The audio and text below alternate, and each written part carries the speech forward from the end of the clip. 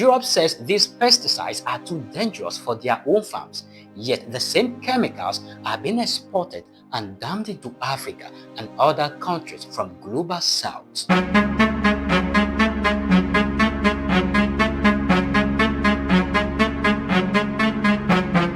But here is a shocking twist. These same banned pesticides are now being mysteriously detected in Europe's own foods. How is this possible, and why is Africa always the testing ground for toxic trade? Stay with us, because what we uncover today is not just about food.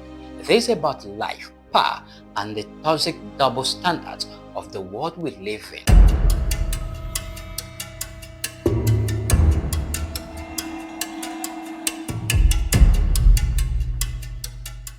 You are watching First Africa Voice, where we tell Africa stories raw, real, and without filters.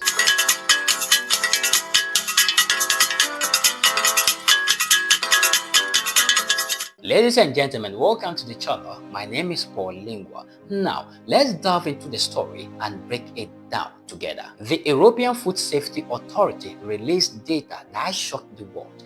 Nearly 1 in 10 food samples in Europe contain residues of pesticides that are officially banned for use within the European Union. Yes, you heard that right. Pesticides too dangerous to use in Europe's foods are showing up on Europe's dinner tables. But where are they coming from? The answer lies in the very market Africa is forced to rely on. Bananas from Rwanda, tea from Madagascar, rice from Cambodia, spices from Bangladesh, food imports with contamination rates as high as 50% tested positive for those deadly chemicals. And yet, these are products you and I eat every day. Many of these chemicals are classified by the UN's Food and Agriculture Organization as highly hazardous pesticides, substances that can cause cancer, infertility, and damage unborn children. Still, European companies continue to manufacture and export them to developing nations, including African countries,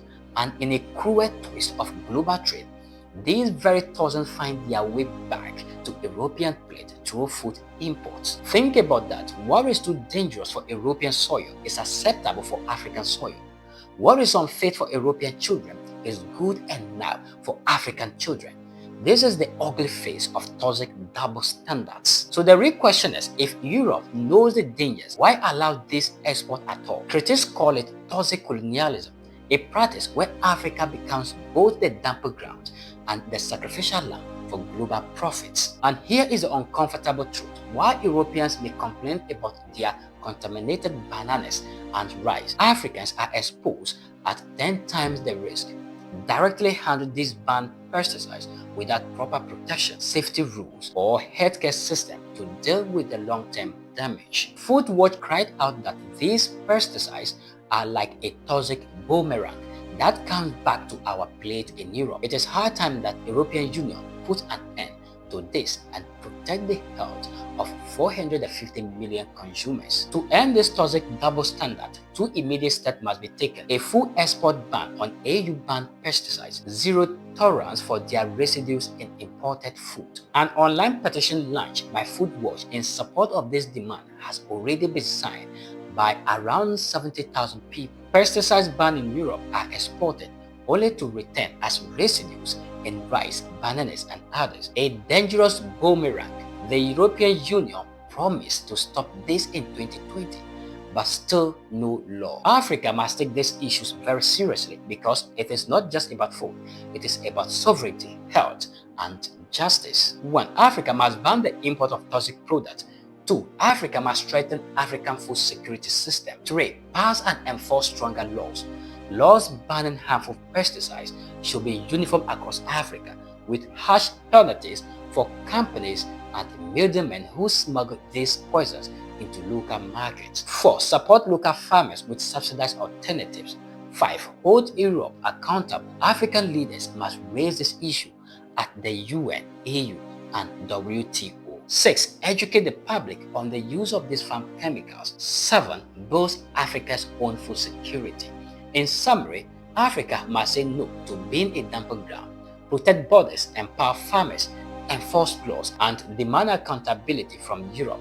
This is not just about pesticides, it is about Africa's dignity and the right to live healthy lives. It is about justice. It is about whether Africa continues to be treated as a backyard laboratory for dangerous experiments. And it is about whether global powers can be held accountable for poisoning the very people they claim to help. So the next time you see a fruit, a cup of tea, or a bag of rice, remember, behind that simple product may lie a story of greed, hypocrisy, and a fight for survival. This is First Africa Voice. Don't forget to like, share, subscribe, and turn on the notification bell because Africa's story deserves to be heard. What do you think? Should Europe be held accountable for exporting banned pesticides to Africa? Let's hear your voice in the comment section because we do know that far as there are more men on earth, definitely there are more opinions. Until next time, think for Africa, stand for Africa, and keep your voice loud.